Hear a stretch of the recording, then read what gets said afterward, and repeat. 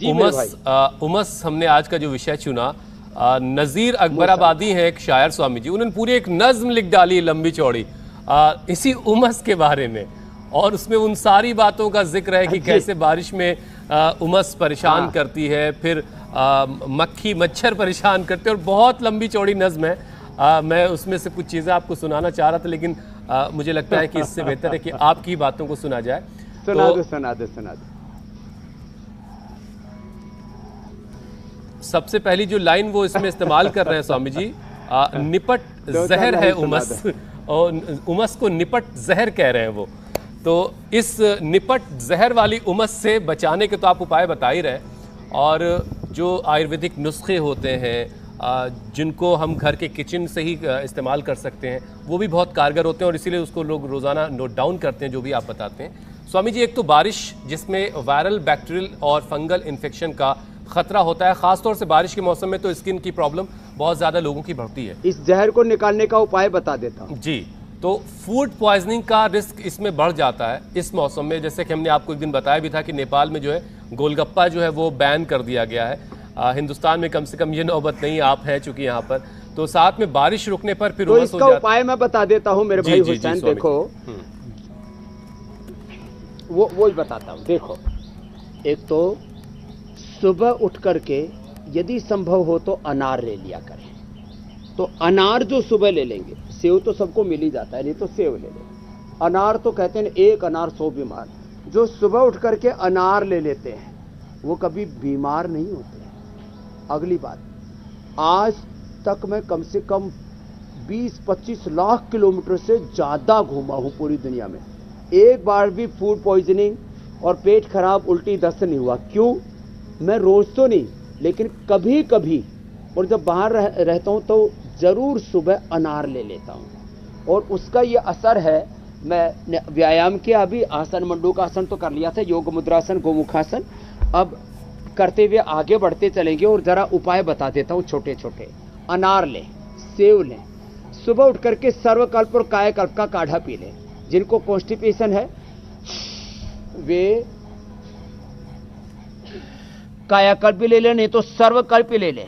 और यदि किसी को भूमि आंवला, पुनर्नवा, मकोई अभी तो फ्रेश मिल जाता है, इससे फैटी लिवर सिरोसिस, हीमोग्लोबिन की कमी, पाचन तंत्र के तमाम रोग, पायस, फिसर, फिस्टुला, कोलाइटिस आदि सब खत्म हो जाते हैं, इसको ले लिया कर। अब जिनको बार बार दस्त लग जाते, 10, 20, 30, 40 बार लोगों को टॉयलेट जाना पड़ता है, तो गंगाधर चूर्ण, बिलवादी चूर्ण 50-50 ग्राम, शंख, कपर्दक, मुक्ता, शुक्ति भस्म 10-10 ग्राम मिला करके सुबह शाम 3-3 ग्राम, 5-5 ग्राम ले लेते हैं, तो पूरी तरह से क्वालिटीस अच्छा हो जाता है। नहीं तो कटज घनवटी 4-4 गोली और चित्रगादी वटी 2-2 गोली ये खाने के बाद ले लेते हैं। छाछ में या दही में लवण, भास्कर या हिंगवाष्टक ले लेते हैं। बेल और कुटज इसकी बस्ती एनिमा और दे देते हैं, फिर तो कहना ही क्या। बहुत ज्यादा आईबीएस की समस्या ये बहुत ज्यादा बढ़ती है, बार बार दस्त होना, और किसी को कॉन्स्टिपेशन हो जाता है, उसके लिए मैंने पहले ही बताया हुआ है, त्रिफला है, दिव्य चूर्ण है, शुद्धि चूर्ण है। परमानेंट कॉन्स्टिपेशन को दूर करने के लिए सर्वकल्प, कायाकल्प का क्वाथ या अभयारिष्ट है।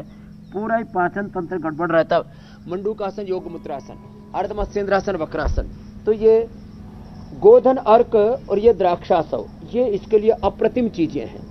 अब इससे एक साथ नींद भी अच्छी आएगी, पाचन तंत्र भी अच्छा रहेगा, नाड़ी तंत्र भी, हाथ पैरों के जो है वो अंदर मसल्स में कमजोरी आ जाती है, उसके लिए भी बहुत अच्छा है। और हमने कई बार बताया है, लोगों को टाइफाइड भी इस मौसम में बहुत होता है। टाइफाइड के लिए खूब कला, 2-3 ग्राम, मुनक्का और अंजीर। नहीं तो बच्चों को टाइफाइड की दवाई दे दे तो उससे टाइप 1 डायबिटीज और हो जाती है। एक इंटरेस्टिंग बात है, उसको किसी दिन एक सब्जेक्ट के तौर पर ही लेंगे।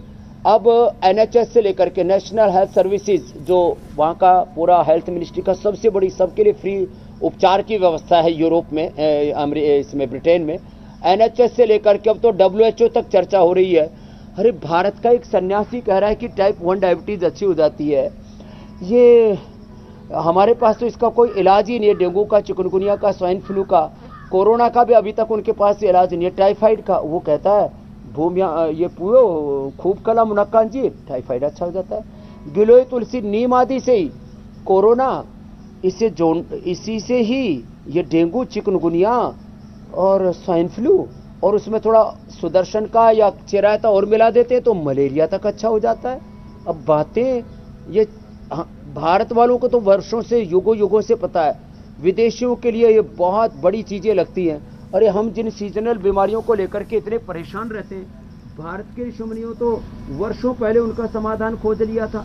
अब ये गिलोय, ये तुलसी, मैं तो कहता हूँ अब जैसे ये मौसम चेंज होता है, अभी गर्मी के बाद अब बरसात आ रही, फिर बरसात के बाद फिर सर्दी आएगी। जब भी 3 महीने के बाद मौसम चेंज होता है तो कम से कम 1 सप्ताह के लिए गिलोय, तुलसी, नीम आदि का काढ़ा पी लेना चाहिए, जैसे इस बच्चे ने पिया। अरे पूरा एकदम फिट हो गया है। ऐसे ये चीजें करने की जरूरत है। इंडिया टीवी हर वक्त हर जगह डाउनलोड करने के लिए सर्च करें India TV news Google play store या ऐप स्टोर पर।